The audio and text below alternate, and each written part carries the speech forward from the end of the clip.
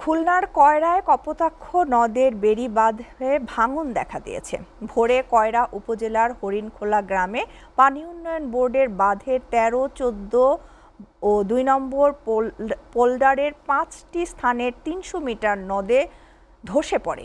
এই ভাঙনে হুমকিতে পড়েছে বাঁধ সংলগ্ন হরিণখোলা, ২ নম্বর কয়রা, গোবরা, ঘাটাখালী, মদিনাবাদ গ্রামসহ কয়রা উপজেলা সদরের প্রায় ১৫,০০০ মানুষ। এ বিষয়ে বিস্তারিত জানাতে এই মুহূর্তে খুলনা থেকে আমাদের সাথে সরাসরি যুক্ত হচ্ছেন সহকর্মী রকিবুল ইসলাম মতি। মতি, আমরা যতটুকু জানতে পারলাম যে খুলনা কয়রায় কপোতাক্ষ নদের বেড়িতে ভাঙন দেখা দিয়েছে।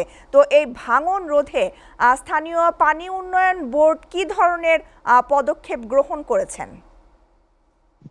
শ্যামলী, আমি যদি বলি যে পানি উন্নয়ন বোর্ডের যে ব্যবস্থাপনা সেটি আসলে দুর্বল ব্যবস্থাপনা বলা যায়। কারণ হচ্ছে যে বাঁধ যখন ভাঙে তখন তাদের তৎপরতা বেড়ে যায় এবং তারা তখন বিভিন্ন ভাবে বলেন যে তারা কাজ করছেন এবং কাজ করেনও, কিন্তু সেটি আসলে জনগণের তেমন উপকার হয় না বলে আমরা দেখতে পাচ্ছি। আপনাকে জানিয়ে রাখি, এই যে বাঁধটি ভাঙন দিয়েছে, ভাঙন হয়েছে, সেই বাঁধটি কিন্তু ২০২১ সালের নাগাদ, মানে ৩ বছরের ব্যবধানে কিন্তু এই বাঁধ ভেঙে গেছে। এই বাঁধ কিন্তু ও ভাঙার কথা ছিল না, তারপরেও কিন্তু ভেঙে গেছে। তারপর আমরা দুর্বল যে ব্যবস্থাপনা, সেই ব্যবস্থাপনার কারণ হিসেবে কিন্তু উল্লেখ করছে সেখানকার স্থানীয় যারা বাসিন্দা রয়েছেন, যারা ভুক্তভোগী রয়েছেন, তারা তারা বলছে পানি উন্নয়ন বোর্ড যদি সেই সময় যদি সঠিক তত্ত্বাবধান করতেন তাহলে ৩ বছরের মধ্যেই এই বাঁধ এভাবে ভেঙে যাওয়ার কথা ছিল না।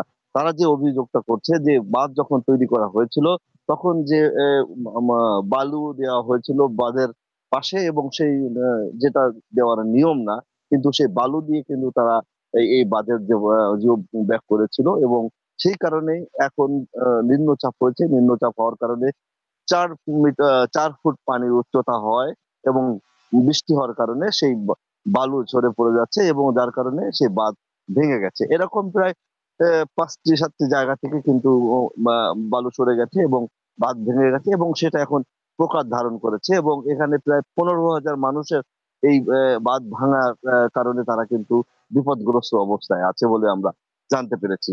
পানি উন্নয়ন বোর্ডের যে নীরবতা বা থাকে, সেই নীরবতাকে তারা দায়ী করছেন। তারা বলছেন পানি উন্নয়ন বোর্ড যদি একটু দেখভাল করে এবং কঠোর যদি হয় এই কাজ করার সময়, তাহলে কিন্তু এই ঝামেলাগুলো হয় না। আমরা পানি উন্নয়ন বোর্ডের প্রকৌশলী আশাফুল আলমের সাথে কথা বলেছিলাম।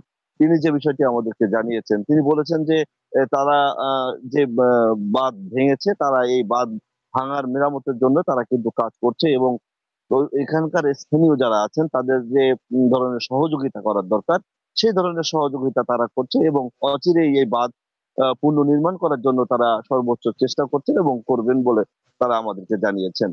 স্থানীয়রা যারা প্রতিনিধি আছেন তাদের সাথে আমরা কথা বলেছি। তারা যে বিষয়টি আমাদেরকে জানিয়েছে যে এর আগে যে স্বৈর শাসকের শাসনের আমলে যে ওইখানকার এমপি ছিলেন, তিনি হচ্ছেন এই সমস্ত বেড়িবাঁধ নির্মাণের ঠিকাদারি হিসাবে কাজ করেছেন এবং কোনো ভালো কাজ করেননি।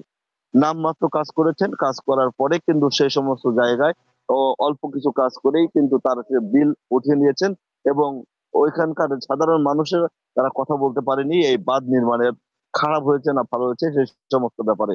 তাই এখন ওইখানকার মানুষের একটাই দাবি রয়েছে, সেটি হচ্ছে যে যত তাড়াতাড়ি সম্ভব তারা হচ্ছে গিয়ে এই বাঁধগুলো পুনর্নির্মাণ করা, স্থায়ী এই বাড়ি বাঁধ নির্মাণ করার দাবি কিন্তু এখানকার স্থানীয় মানুষজন তারা জানিয়েছেন। স্থানীয় যারা সামাজিক বা মানুষ আছেন যারা স্বাভাবিক, তারা বলছেন যে কয়রা এবং দাকব এলাকার যে মানুষরা রয়েছেন তাদের স্থায়ী বেড়িবাঁধ করে এবং শক্তিশালী টেকসই বেড়িবাঁধ করে এখানকার মানুষকে বাঁচানোর জন্য কিন্তু তারা দাবি জানিয়েছে।